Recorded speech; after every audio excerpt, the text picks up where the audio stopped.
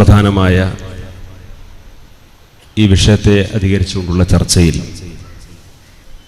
ഇനിയും നമ്മുടെ അതിഥികൾ തന്നെ ഇവിടെ സംസാരിക്കാനുള്ളതുകൊണ്ട് ദീർഘമായി ഒന്നും ഈ കുറഞ്ഞ സമയത്തിനകം പറയുന്നില്ല. ഭീതിപ്പെടുത്തുന്ന വംശീയ രാഷ്ട്രീയം, സമാനമായ മറ്റു സെമിനാറുകളിലും ചർച്ചകളുമൊക്കെ കൂടുതൽ നമ്മെ ഭീതിപ്പെടുത്താനാണ് നമ്മുടെ പ്രഭാഷകർ സമയം സാധാരണ ഉപയോഗപ്പെടുത്താറുള്ളത്.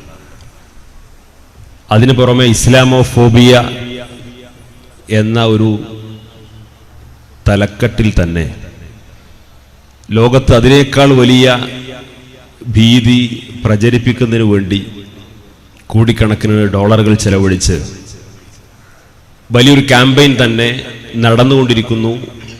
ഒരു പരിധിവരെ അത് വിജയിച്ചുകൊണ്ടിരിക്കുന്നു എന്നതാണ് നമ്മൾ കാണുന്നത്. അമേരിക്കയിലെ ട്രംപിൻ്റെ വിജയം മുതൽ നമ്മുടെ മലപ്പുറം ജില്ലയിലെ കൊടിഞ്ഞി വരെ എത്തി നിൽക്കുന്ന ഈ ഭീതി എന്ന് പറയുന്നത്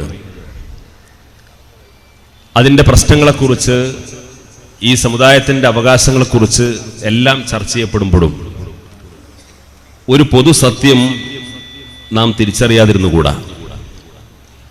ലോകത്തേത് രാജ്യങ്ങളിലാണെങ്കിലും അവിടുത്തെ ന്യൂനപക്ഷങ്ങൾ സ്വാഭാവികമായി അഭിമുഖീകരിക്കുന്ന ഒരുപാട് പ്രശ്നങ്ങളുണ്ട്.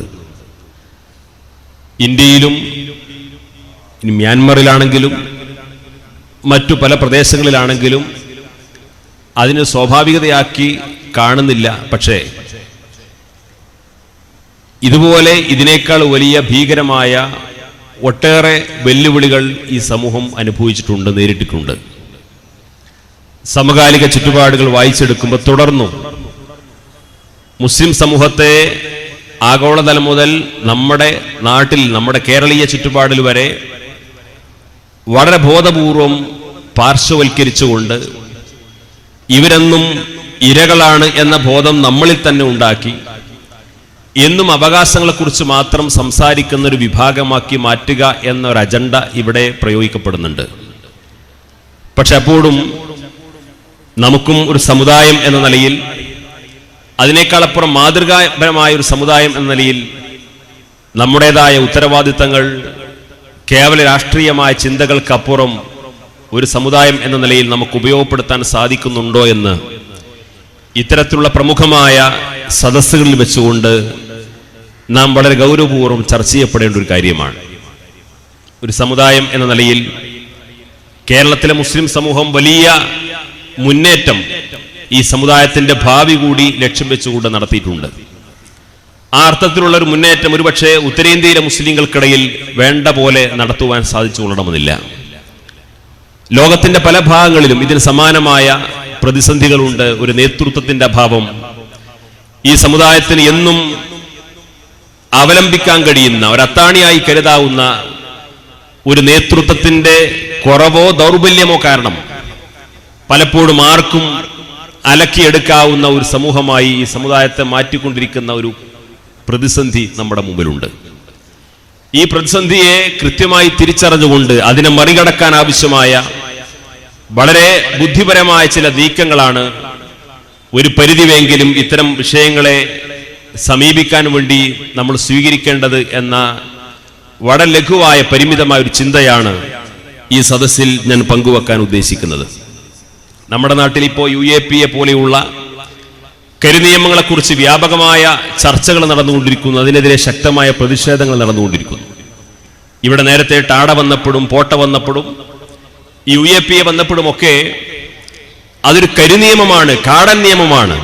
മുസ്ലിങ്ങൾക്കെതിരെ മാത്രമല്ല, ഒരു മനുഷ്യന് പോലും എത്ര വലിയ അപരാധിയാണെങ്കിൽ പോലും അതുപോലെ മനുഷ്യത്വരഹിതമായ നിയമങ്ങൾ പ്രയോഗിക്കരുത് എന്ന് പറയാൻ നമ്മുടെ സമുദായം നമ്മുടേതായിട്ടുള്ള ഒരു സമീപനം സ്വീകരിച്ചുകൊണ്ട് മുന്നോട്ട് പോകുമ്പോൾ ഏത് ഘട്ടത്തിലും ആ സമീപനത്തെ സ്വീകരിക്കാനും അതിൽ അടിയുറച്ചു നിൽക്കാനും നമുക്ക് സാധിക്കണം. പലപ്പോഴും നമ്മുടെ സമൂഹത്തിൽ അത് സാധിക്കുന്നില്ല. എല്ലാം വൈകാരികമായി കൈകാര്യം ചെയ്യപ്പെടുന്ന രീതിയിലേക്ക് പലപ്പോഴും എത്തുന്നു.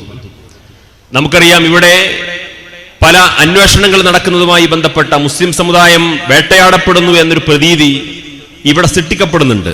മാധ്യമങ്ങളിലൂടെയും മറ്റു ചർച്ചകളിലൂടെയും രാഷ്ട്രീയമായ വിഷയങ്ങളിലൊക്കെ നടന്നുകൊണ്ടിരിക്കുന്നുണ്ട്. UAPA ചർച്ച വന്നപ്പോൾ പോലും നമ്മുടെ സംസ്ഥാന മുഖ്യമന്ത്രിയും സംസ്ഥാനത്തെ ഭരണകക്ഷിയുടെ പ്രമുഖനായ സംസ്ഥാന സെക്രട്ടറി ഉൾപ്പെടെ അതിനെക്കുറിച്ച് പരാമർശിച്ച ആ പരാമർശം വളരെ ഗൗരവത്തോടുകൂടി നമ്മൾ കാണേണ്ടതാണ്. അവർ പറഞ്ഞത് UAPA ഇവിടെ രാഷ്ട്രീയ പ്രവർത്തകർക്ക് നേരെ ചുമത്തുന്നതിനോട് യോജിപ്പില്ല എന്നാണ്.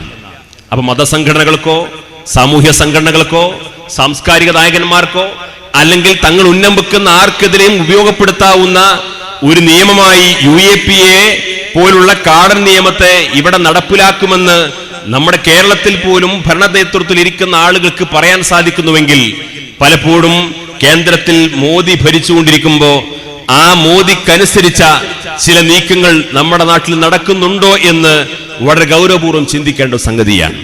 ഇത് ഞാൻ ഭരിക്കുന്ന പാർട്ടിയെ അല്ലെങ്കിൽ ഭരിക്കുന്ന കക്ഷിയെ വിമർശിക്കുക എന്ന താല്പര്യത്തോടുകൂടി സൂചിപ്പിക്കുന്നതല്ല. ഇവിടെ ഏത് അന്വേഷണം നടക്കുമ്പോഴും ആ അന്വേഷണങ്ങളിലൊക്കെ മുന്നണികൾക്കപ്പുറം രാഷ്ട്രീയമായ നിലപാടുകളെക്കാൾ അപ്പുറം രാഷ്ട്രീയ പാർട്ടികളുടെ ഇത്തരം വിഷയങ്ങളുടെ പോളിസികൾക്കപ്പുറം ഇവിടുത്തെ ബ്യൂറോക്രസി ഇവിടുത്തെ പൊതുസമൂഹത്തെ പോലെ തന്നെ വളരെ തോതിൽ മുസ്ലിം സമുദായത്തിനെതിരായ ഒരു മനോഭാവത്തിലേക്ക് നയിക്കപ്പെട്ടുകൊണ്ടിരിക്കുന്നു എന്നത് നമ്മൾ കാണാതിരുന്നുകൂടാ.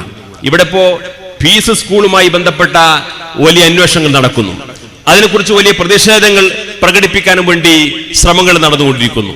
നാം ആലോചിക്കണം, അതിന്റെ ന്യായാന്യായങ്ങളിലേക്ക് ഞാൻ കടക്കുന്നില്ല. ഏത് അന്വേഷണത്തെയും നേരിടാനും സത്യസന്ധമായി കാര്യങ്ങൾ അവതരിപ്പിക്കാനും ഒക്കെ ബന്ധപ്പെട്ട ആളുകൾ രംഗത്ത് വരുന്നതോടൊപ്പം ഫീസ് സ്കൂൾ പോലെയുള്ള ഒരു പ്രത്യേകമായ ആശയത്തെ അടിസ്ഥാനപ്പെടുത്തി രംഗത്ത് വന്നതിന്റെ പശ്ചാത്തലത്തിൽ ആരോപണ വിധേയമായ ഒരു സ്കൂളിലേക്ക് ഒരന്വേഷണ ഉദ്യോഗസ്ഥൻ കയറി വരുന്നുണ്ടെങ്കിൽ ഒരന്വേഷണ ഉദ്യോഗസ്ഥനെ സംബന്ധിച്ചിടത്തോളം അതിന് ന്യായീകരണം ഉണ്ടാകും.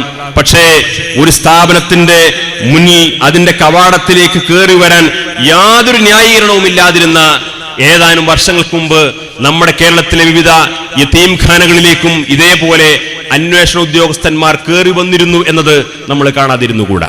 അതുകൊണ്ട് ഇത് ആര് ഭരിക്കുന്നു എന്നതിനേക്കാളപ്പുറം ഏത് രാഷ്ട്രീയ പാർട്ടികൾ ഇതിനോട് സമീപനം സ്വീകരിക്കുന്നതിനേക്കാളപ്പുറം ഇവിടുത്തെ ഒരു പറ്റം മാധ്യമങ്ങളും ഇവിടുത്തെ ബ്യൂറോക്രസിയും ഇവിടുത്തെ അധികാരി വർഗവും ഒക്കെ പലപ്പോഴും മുസ്ലിം സമുദായവുമായി ബന്ധപ്പെട്ട വിഷയങ്ങൾ മുസ്ലിങ്ങൾ എന്നും ഇരകളായി, ഇവർ പീഡിപ്പിക്കപ്പെടുന്നവരായി, ഇവരെന്തോ ഒരു അപകടകാരികളാണെന്ന് പൊതുസമൂഹത്തെ ബോധ്യപ്പെടുത്താൻ ആവശ്യമായ ചില നീക്കങ്ങൾ നടന്നുകൊണ്ടിരിക്കുന്നു എന്ന ആ സത്യത്തെ തിരിച്ചറിഞ്ഞുകൊണ്ട് അതിനെ മറികടക്കാൻ ആവശ്യമായിട്ടുള്ള നീക്കങ്ങളും സമീപനങ്ങളുമാണ് നമ്മൾ ചർച്ച ചെയ്യപ്പെടേണ്ടത്.